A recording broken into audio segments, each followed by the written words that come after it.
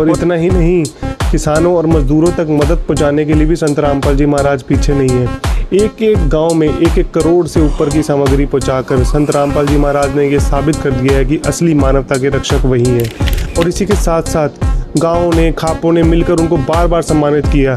और संत रामपाल जी महाराज के जेल धाम से आने के बाद धनाना धाम में आए दिन कोई ना कोई पंचायत, कोई ना कोई किसान यूनियन, कोई ना कोई आकर उनको सम्मानित करता ही रहता है। और हैरान करने वाली बात तो ये है कि जब इनमें से कई लोगों ने संत रामपाल जी महाराज को उनके कार्यों के लिए पैसे देने की कोशिश की तो संत रामपाल जी महाराज ने साफ इनकार कर दिया, क्योंकि उनका नियम ये है कि वह सिर्फ उपदेशी भक्त आत्माओं से ही दान लिया करते हैं।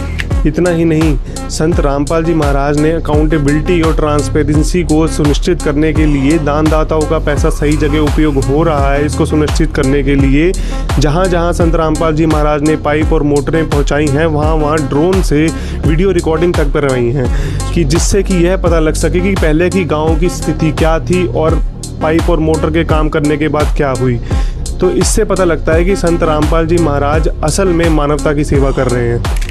दोस्तों, संत रामपाल जी महाराज अपने सत्संगों में बताते हैं कि सुपात्र यानी तत्वदर्शी संत यानी कि पूर्ण संत को दिया गया दान असल में वास्तविक में फलता है, और वही दान आपको लाखों करोड़ों होकर मिलता है। कबीर साहब जी की वाणी है, गुरु बिन माला फेरते, गुरु बिन देते दान, गुरु बिन दोनों निष्फल हैं, चाहे पूछो वेद पुराण।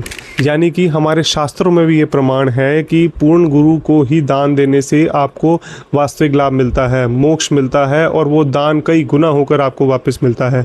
तो इस समय वास्तव में पूर्ण संत रामपाल जी महाराज हैं, जो इस धरातल पर अपने बच्चों का उद्धार करने के लिए पधार चुके हैं।